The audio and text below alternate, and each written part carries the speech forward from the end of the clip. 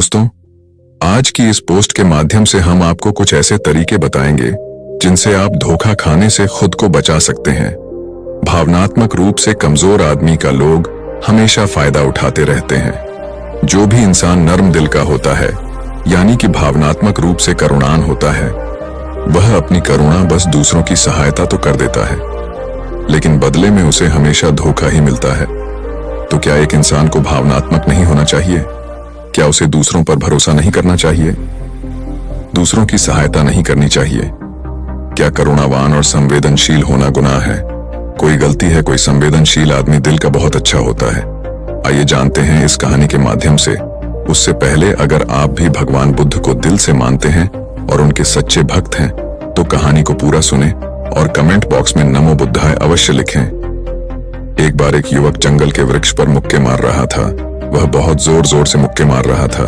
वह अपने मन का गुस्सा निकालने की कोशिश कर रहा था। शायद उसको किसी ने धोखा दिया था, या फिर उसके साथ बहुत बुरा हुआ था, जिससे वह बहुत ज्यादा परेशान था।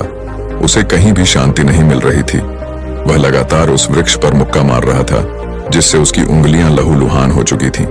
उसी जंगल में एक शीतल पानी का झरना था। वहां पर एक बौद्ध भिक्षु रोज संध्या के समय स्नान करने आया करते थे। यह उनका नित्य का नियम था। आज जब वह इस रास्ते से स्नान करने के लिए उस जंगल में आए, तो उन्होंने देखा कि युवक जोर जोर से चीख रहा था और रो रहा था और लगातार उस वृक्ष पर मुक्के मारे जा रहा था। उस युवक के आसपास कोई मौजूद नहीं था। इससे उस भिक्षु को उस युवक की चिंता होने लगी। उसने सोचा कि अगर मैं इसे ऐसे ही अनदेखा करके चला जाऊं, तो कहीं यह आत्महत्या ना कर ले। ऐसे विचार आने के बाद भी वह कुछ नहीं बोले। वह लगातार उस युवक की तरफ देखे जा रहा थे। कुछ देर तक तो उस युवक ने उस भिक्षु को नजरअंदाज किया, लेकिन कुछ देर बाद उसे अजीब सा लगने लगा। उसने सोचा, ना तो यह मुझे रोक रहा है और ना ही कुछ कह रहा है। यह तो बस मुझे देखे जा रहा है। इसका क्या मतलब है? बहुत अजीब आदमी है। ऐसे ही विचार उस युवक के मन में उठने लगे। जब कुछ देर बाद भी वह भिक्षु कुछ नहीं बोला, तो युवक ने अचानक से उस भिक्षु से पूछा कि महाशय, आप अपने रास्ते क्यों नहीं चले जाते? आपको क्या मतलब? आप यहाँ रुककर मुझे देख क्यों रहे हैं? भिक्षु ने बहुत शांत स्वर में कहा कि मैं तुम्हें रोक नहीं रहा हूँ, तुमसे कुछ कह नहीं रहा हूँ, तो मुझसे तुम्हें क्या परेशानी है? मेरी तरह ही यह वृक्ष, पौधे और पक्षी, यह सब तुम्हें तो देख ही रहे हैं। जब इनसे तुम्हें कोई परेशानी नहीं है, तो मुझसे क्यों परेशानी है? यह सुनकर और युवक जोर से चीख कर बोला, मुझे सबसे परेशानी है, मैं सबसे नफरत करता हूँ। यहाँ पर सब धोखेबाज गद्दार लोग रहते हैं, कोई किसी का नहीं होता। इस दुनिया में इस तरह बोलते बोलते वह फूट फूट कर रोने लगा और रोए जा रहा था और भिक्षु उसे देखे जा रहा था। वह भिक्षु उसे चुप कराने की कोशिश भी नहीं कर रहा था। यह बात तो उस युवक को और ज्यादा अजीब लगी।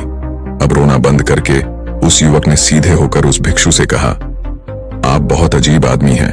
आपके सामने कोई इंसान रो रहा और आप उसे चुप भी नहीं करा सकते। आपके मन में बिल्कुल भी संवेदना नहीं है। बहुत अजीब और कठोर हृदय वाले साधु हैं। आपको अपने साधु होने पर खेद होना चाहिए, और ऐसे ही न जाने क्या क्या जली कटी बातें वह युवक उस भिक्षु को सुनाने लगा। कुछ देर बाद जब युवक का गुस्सा निकल चुका, तब भिक्षु ने बहुत ही शांत स्वर में कहा कि आज मैं तुम्हें कंधा दे सकता हूँ, तुम्हारे आंसू भी पहुंच सकता हूँ, लेकिन इससे तुम्हारी समस्या का समाधान नहीं होगा। कुछ देर के लिए तुम्हारा मन शांत हो जाएगा। उसके बाद फिर वही जिंदगी, वही लोग जो तुम्हें आज कंधा देने के लिए भी तुम्हारे पास नहीं है। फिर से तुम उसी जिंदगी में लौट जाओगे। कोई तुम्हें धोखा देगा, कोई तुम्हारा फायदा उठाए, और तुम अपने मन को ऐसे ही तकलीफ पहुंचाते रहोगे। तो आंसू पोंछने की बजाय तुम्हें मुझसे कुछ ज्ञान की बातें जान लेना चाहिए, जिससे तुम्हें जीवन में कोई भी धोखा ना दे सके, तुम्हारी अच्छाई का कोई भी फायदा ना उठा सके।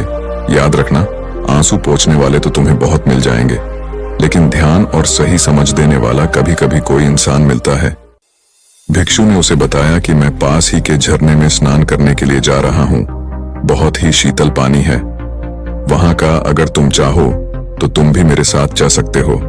यहाँ पर अकेले परेशान होने से अच्छा है कि तुम झरने के शीतल पानी में स्नान करो, जिससे तुम्हारा दिमाग, मन, मस्तिष्क और तुम्हारा शरीर सब कुछ पवित्र हो जाएगा। यह सुनकर वह युवक उस भिक्षु के पीछे पीछे हो लिया। जंगल के बीचों बीच रास्ता झरने की तरफ जाता था। जंगल में सन्नाटा छाया हुआ था। उनके पैरों तले सूखे पत्तों की चरमरा की आवाज पूरे जंगल में गूंज रही थी। आज पूर्णिमा की रात थी और आसमान में चांद अपनी उजली रोशनी उस जंगल में फेंक रहा था। उस रोशनी में दोनों उस झरने की तरफ चले जा रहे थे। रास्ते में चलते चलते उस युवक ने उस भिक्षु से कहा कि महात्मा, आपकी जिंदगी मस्त है, आपको किसी चीज की कोई परेशानी नहीं है। आपको पता है कि दुनिया में कैसे कैसे लोग रहते हैं, कितने धोखेबाज, कितने मक्कार, और सबसे महत्वपूर्ण बात, अपने लोग ही धोखा देते हैं जिनसे हम प्रेम करते हैं, जिनको हम अपना मानते हैं। जब उन्हीं से धोखा मिलता है तो कैसा महसूस होता है। कभी कभी तो लगता है कि भोले और दयालु लोगों के लिए यह दुनिया नहीं बनी है, ये धोखेबाज के लिए है, मक्कार के लिए है। वहीं यहाँ पर फलते फूलते हैं, वही आनंद से जीते हैं। और हमारे जैसे लोग जो दूसरों की सहायता करते हैं, दूसरों को अपना मानते हैं, वह हमेशा जीवन भर दुख में रहते हैं। यही जीवन की सत्यता है और यही संसार है जिसमें हमें रोज घुट घुट कर मरना होता है। गुरुदेव, आपने सही किया, ऐसी जिंदगी को त्याग दिया, पीछे रहने दिया। अब बस अपने में मस्त, किसी से कोई परेशानी नहीं है, किसी की कोई चिंता नहीं। मैं भी सोचता हूँ कि मैं भी संन्यास ले लूं। यह सुनकर उस भिक्षु ने कहा कि तुम्हें क्या लगता है, सन्यासी जीवन बहुत आसान होता है। भिक्षु ने बहुत शांत स्वर में कहा कि तुम्हें तो 2 वक्त की रोटी तो शांति से मिल जाती है, हमें तो कभी कभी वह भी नसीब नहीं होती। अगर भिक्षा मिल जाती है तो हम खा लेते हैं, वरना हमें तो भूखा ही सोना पड़ी देता है। यही हमारा सन्यासी जीवन है। हमें हमेशा नीचे सोना रहता है, सिर्फ एक लंगोट में रहना होता है, चाहे कैसा भी मौसम क्यों ना हो। तो ये सब तुम्हें आसान लगता है तो तुम भी सन्यासी बन जाओ।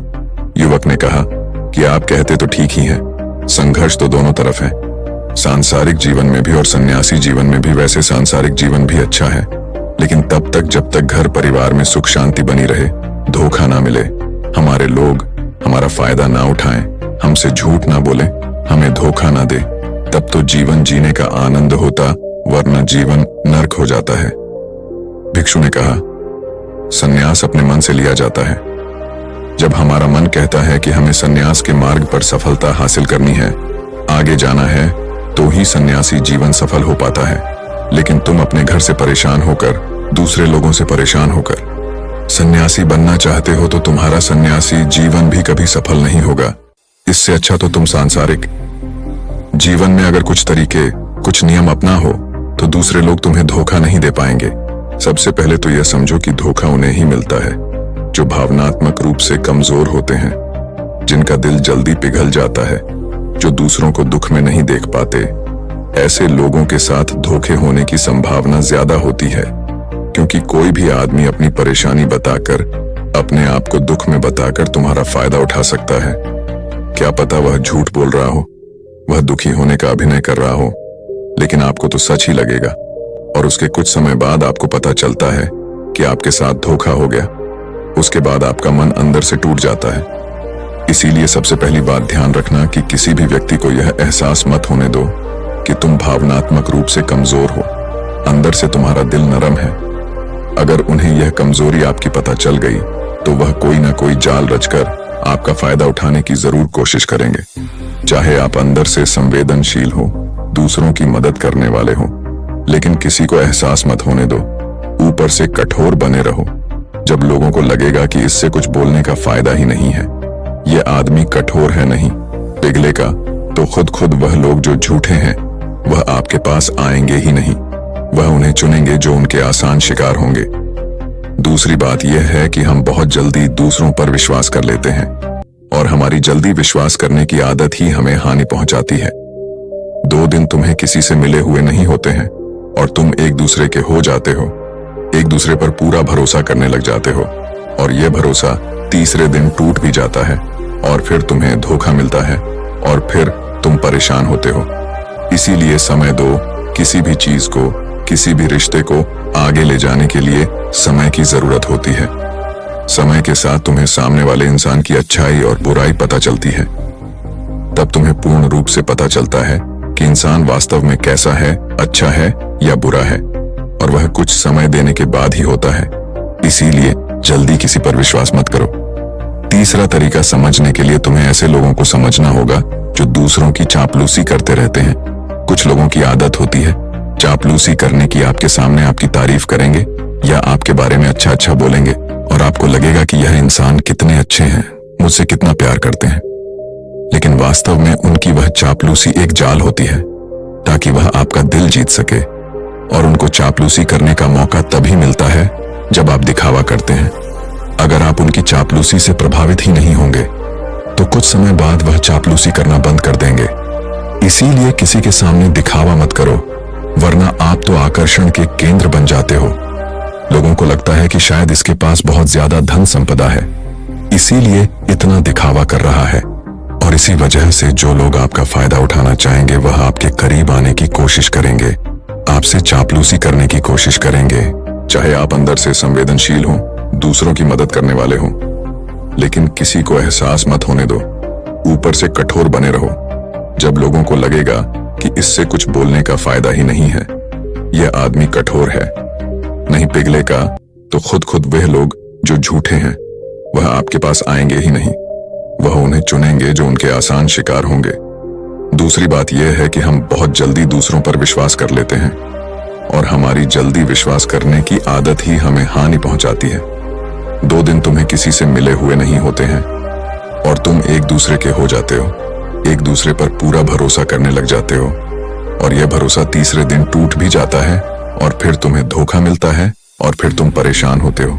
इसीलिए समय दो। किसी भी चीज को, किसी भी रिश्ते को आगे ले जाने के लिए समय की जरूरत होती है। समय के साथ तुम्हें सामने वाले इंसान की अच्छाई और बुराई पता चलती है। तब तुम्हें पूर्ण रूप से पता चलता है कि इंसान वास्तव में कैसा है, अच्छा है या बुरा है, और वह कुछ समय देने के बाद ही होता है। इसीलिए जल्दी किसी पर विश्वास मत करो।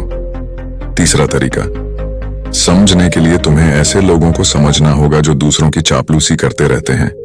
कुछ लोगों की आदत होती है चापलूसी करने की। आपके सामने आपकी तारीफ करेंगे या आपके बारे में अच्छा अच्छा बोलेंगे और आपको लगेगा कि यह इंसान कितने अच्छे हैं, मुझसे कितना प्यार करते हैं। लेकिन वास्तव में उनकी वह चापलूसी एक जाल होती है ताकि वह आपका दिल जीत सके। और उनको चापलूसी करने का मौका तभी मिलता है जब आप दिखावा करते हैं। अगर आप उनकी चापलूसी से प्रभावित ही नहीं होंगे तो कुछ समय बाद वह चापलूसी करना बंद कर देंगे। इसीलिए किसी के सामने दिखावा मत करो, वरना आप तो आकर्षण के केंद्र बन जाते हो। लोगों को लगता है कि शायद इसके पास बहुत ज्यादा धन संपदा है, इसीलिए इतना दिखावा कर रहा है। और इसी वजह से जो लोग आपका फायदा उठाना चाहेंगे वह आपके करीब आने की कोशिश करेंगे, आपसे चापलूसी करने की कोशिश करेंगे। अगला नियम बताते हुए भिक्षु ने झरने की तरफ इशारा किया। वह झरने के पास पहुंच चुके थे। युवक को भी एहसास हो चुका था क्योंकि वहां पर ठंडी ठंडी हवा चल रही थी। झरने की तरफ जाते हुए भिक्षु ने कहा कि सांसारिक जीवन में एक बात समझने की यह होती है कि हम जिसकी सहायता कर रहे हैं, चाहे किसी भी रूप में, धन से, शारीरिक रूप से, या जिस भी अवस्था में हम किसी की सहायता कर रहे हैं, तो हमें यह ख्याल रखना चाहिए कि सामने वाला वापस कभी भविष्य में हमारी सहायता करने योग्य है कि नहीं है। अगर किसी को पैसा उधार दे रहे हो तो यह समझो कि उसके पास आय का कोई साधन है कि नहीं है। कल भविष्य में वह तुम्हें वापस कर पाएगा कि नहीं कर पाएगा। अगर वह नहीं करेगा तो तुम्हें तकलीफ होगी, तुम्हें दुख होगा। ऐसे तो इंसान करुणा बस भिखारियों को भीख देता है, लेकिन वह गलत नहीं है, क्योंकि जो भी पैसा अपने सामने वाले को दिया है उसे आपके ऊपर कोई ज्यादा प्रभाव नहीं डालेगा। अगर वह आपको वापस भी नहीं लौट आए तो अगर किसी ऐसे इंसान को पैसा देना है जो कभी वापस नहीं लौटा पाएगा तो उतना ही दे चाहिए, जिससे तुम्हारे ऊपर ज्यादा दबाव ना बने। अगर वह वापस भी ना कर सके तो तुम्हें दुख ना पहुंचे। अब तक वह दोनों झरने पर पहुंच चुके थे। दोनों ने अपने वस्त्र उतारकर उस झरने के शीतल पानी में कूद गए। पानी ठंडा था। उन दोनों की सारी थकान और उदासी पल भर में ही दूर हो गई।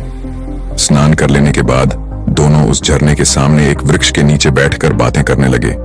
भिक्षु ने उसे आगे समझाते हुए कहा कि शुरुआत में लोगों को नजरअंदाज करना सीखो।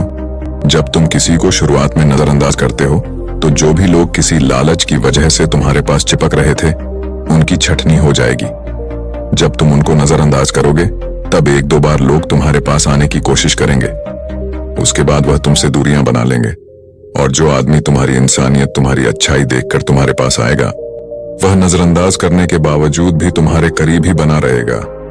और यही तो एक सच्चे इंसान की पहचान होती है।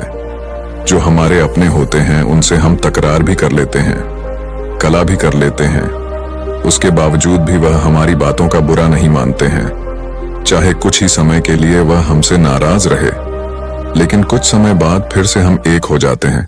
और यही तो घर परिवार का मतलब होता है, यही तो अपनों का मतलब होता है। इसीलिए शुरुआत में अनजान लोगों को नजरअंदाज करना सीखो, इग्नोर करना सीखो, ताकि धोखेबाज मक्कार लोग तुम्हारे करीब ही ना आ पाए। अपने इस वार्तालाप को खत्म करते हुए भिक्षु ने अपनी आखिरी और पांचवी बात बताते हुए कहा कि यह आखिरी सीख सबसे ज्यादा महत्वपूर्ण है। सब कुछ होने बाद भी तुम्हें धोखे मिल सकते हैं, लेकिन तुम अगर अपने आंख और कान और अपना दिमाग खोलकर रखते हो, अगर तुम होश में रहोगे, ध्यान करोगे, तो तुम्हें इंसान की आंखें देखते ही समझ में आ जाएगा कि उसे तुमसे क्या चाहिए। तुम उसकी इच्छा और उसका स्वभाव उसकी आंखों में ही देख सकते हो। लोगों की आंखों में, उनकी वाणी में, उनके स्वभाव में उनका सब कुछ दिखाई देता है। बस हम ही अपनी आंखें मूंह कर रहते हैं। दूसरे लोगों से जानो, उसके रिश्तेदारों से जानो, उसके परिवार वालों से जानो कि वह इंसान कैसा है, दूसरों के साथ उसका व्यवहार कैसा है। उसकी जांच करो, तब किसी पर विश्वास करो। ऐसे ही किसी पर विश्वास मत कर लेना। अगर तुम किसी के साथ लंबे समय तक भरोसा करना चाहते हो, किसी के साथ कोई संबंध बनाना चाहते हो और कोई दोस्ती करना चाहते हो या किसी की मदद करना चाहते हो, तो इन सभी परिस्थितियों के बारे में तुम्हें जरूर पता होना चाहिए कि दूसरे लोग उस इंसान के बारे में क्या सोच रखते हैं। इसके बाद तुम जीवन में कभी भी धोखा नहीं खाओगे और तुम्हें कभी भी धोखे की वजह से पछताना नहीं होगा। इसी तरह की बातें करते हुए भिक्षु और वह युवक दोनों जंगल से बाहर आ गए और अपने अपने घर को चले गए। दोस्तों, इसी तरह और भी मोटिवेशनल पोस्ट देखने के लिए आप हमारे चैनल को लाइक करें, शेयर करें और बेल नोटिफिकेशन को ऑल पर सेलेक्ट जरूर करें। धन्यवाद।